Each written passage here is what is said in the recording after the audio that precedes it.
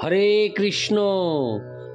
আজ 10ই অগ্রহায়ণ 1431, 26শে নভেম্বর 2024, একাদশী উৎপন্না। এই একাদশী উৎপন্নার দিন আমি শ্রীমদ্ ভাগবতম পাঠ করছি। আজ আমি পাঠ করছি শ্রীমদ্ ভাগবতমের তৃতীয় স্কন্ধ 10ম অধ্যায় সৃষ্টির বিভাগের শ্লোক 8 থেকে 11। নারায়ণ হে নারায়ণ ভবভয় হরিণম নারায়ণ।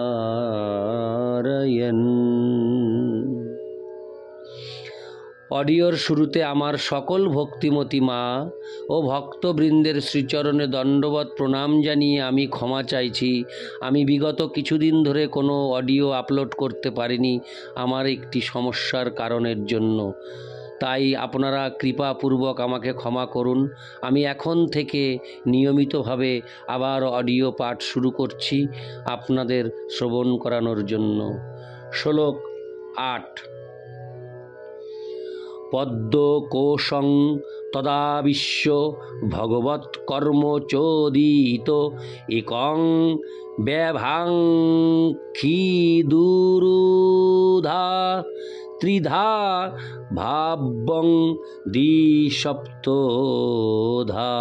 অনুবাদ: এইভাবে পরমেশ্বর ভগবানের সেবায় যুক্ত হয়ে ব্রহ্মা সেই পদ্মের কর্ণিকাতে প্রবেশ করলেন এবং সমগ্র ব্রহ্মাণ্ড জুড়ে বিস্তৃত সেই পদ্মটিকে তিনি প্রথমে 3টি ভাগে এবং তারপর 14টি বিভাগে বিভক্ত করলেন। ইতি শ্লোক 8। শ্লোক 9। এতাবাঞ্চিব লোকস্য সংস্থাভেদ সমারিত ধর্মস্য হনিমিত্তস্য বিপাকো পরমেষ্টস্যৌ। অনুবাদ: ব্রহ্মা হচ্ছেন ব্রহ্মাণ্ডের সবচাইতে মহান ব্যক্তি, কেননা তার পরিপক্ষ চিন্ময় জ্ঞানের প্রভাবে তিনি পরমেশ্বর ভগবানের প্রতি অহৈতুকী ভক্তিপরায়ণ। তাই তিনি বিভিন্ন প্রকার জীবের বাসের জন্য 14 ভুবন সৃষ্টি করেছিলেন। তাৎপর্য: পরমেশ্বর ভগবান হচ্ছেন জীবের সমস্ত গুণের আধার। জড়জগতে বদ্ধ জীবেরা কেবল সেই সমস্ত গুণাবলীর এক নগণ্য অংশ প্রতিফলিত করে এবং তাই তাদের হরে কৃষ্ণ নগণ্য অংশ প্রতিফলিত করে এবং তাই তাদের কখনো কখনো বলা হয় প্রতিবিম্ব। পরমেশ্বর ভগবানের বিভিন্ন অংশ, এই প্রতিবিম্ব জীবেরা বিভিন্ন মাত্রায় ভগবানের আদি গুণাবলী উত্তরাধিকার সূত্রে লাভ করেছেন এবং সেই সমস্ত গুণাবলীর মাত্রা অনুসারে তারা বিভিন্ন যোনিতে জন্মগ্রহণ করে এবং ব্রহ্মার পরিকল্পনা অনুসারে বিভিন্ন গ্রহে স্থান প্রাপ্ত হয়। নিম্নে পাতাললোক, মধ্যে ভূরলোক এবং ঊর্ধ্বে স্বর্গলোক। এই ত্রিভুবনের স্রষ্টা হচ্ছেন ব্রহ্মা। তার থেকেও ঊর্ধ্বে যে মহরলোক, তপলোক, সত্যলোক এবং ব্রহ্মলোক রয়েছে তা প্রলয় বাড়িতে লীন হয় না। তার কারণ হচ্ছে সেখানকার অধিবাসীদের ভগবানের প্রতি অহৈতুকী ভক্তি। সেখানকার অধিবাসীদের অস্তিত্ব দ্বিপরার্ধকাল, তারপর তারা সাধারণত জড়জগতের জন্ম মৃত্যুর বন্ধন থেকে মুক্ত হয়ে যান। ইতি শ্লোক 9। শ্লোক 10। বিদুরুবাচ যথার্থু বহুরূপস্য হরের্দভূতকর্মণঃ কালাখ্যং লক্ষণং ব্রহ্মণো যথা বর্ণয় ন প্রভো। অনুবাদ: বিদুর মৈত্রের কাছে জিজ্ঞাসা করলেন, হে প্রভু, হে তত্ত্বজ্ঞানী মহর্ষি, দয়া করে শাশ্বত কাল সম্বন্ধে আপনি বর্ণনা করুন, যা অদ্ভুত কর্মা পরমেশ্বর ভগবানের একটি রূপ। সেই শাশ্বত কালের লক্ষণ কি? কৃপা করে বিস্তারিতভাবে তা আপনি আমাদের কাছে বর্ণনা করুন। তাৎপর্য: সমগ্র বিশ্ব, পরমাণু থেকে শুরু করে বিশাল ব্রহ্মাণ্ড পর্যন্ত বিভিন্ন প্রকার সত্তার অভিব্যক্তি এবং শাশ্বত কাল রূপে এখানে সব কিছুই পরমেশ্বর ভগবানের নিয়ন্ত্রণাধীন। বিশেষ বিশেষ দেহের সম্বন্ধ বা অনুপাত অনুসারে এই নিয়ন্ত্রণকারী কাল বিভিন্ন মাত্রায় প্রকাশিত হয়।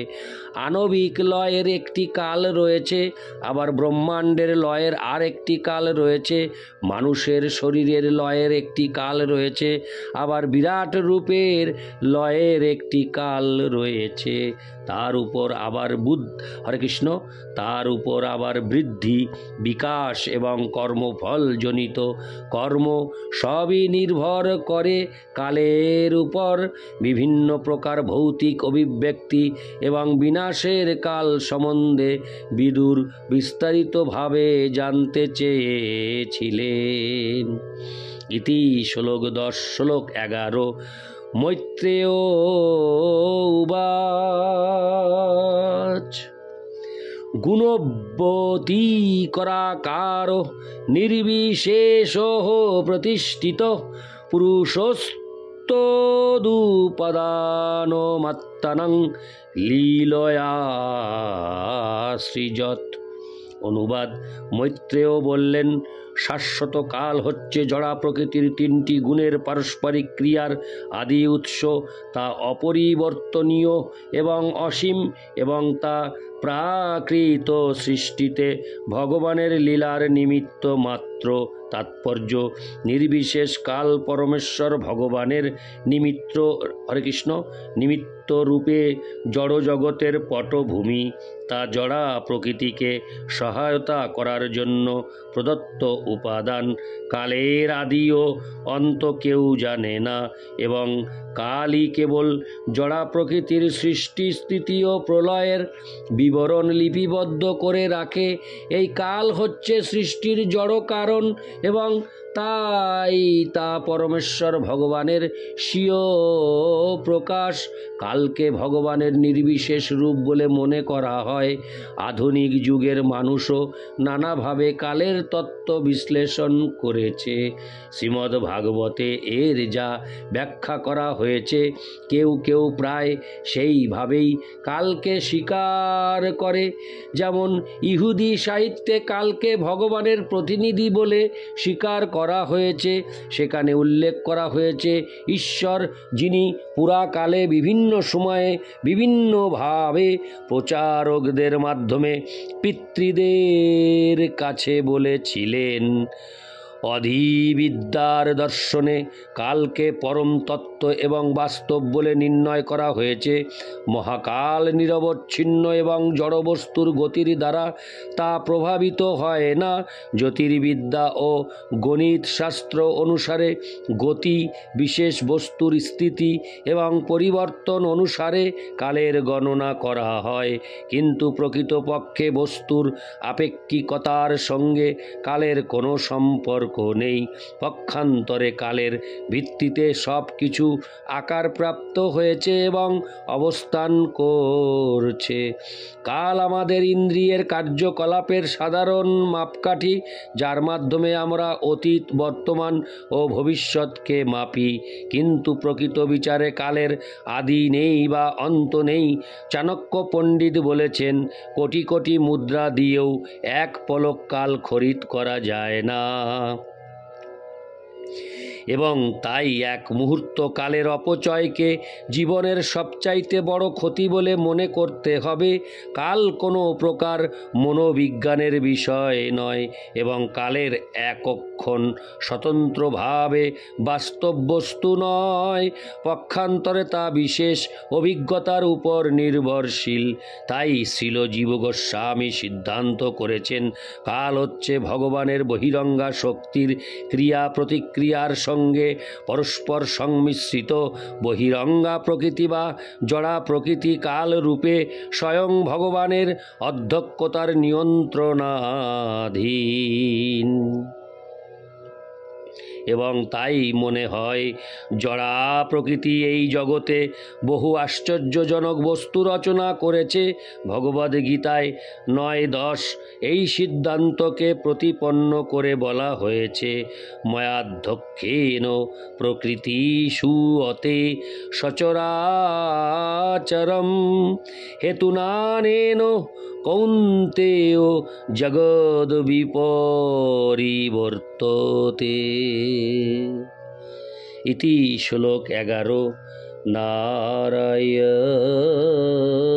হে নারায়ণ ভবভয় হরণম নারায়ণ।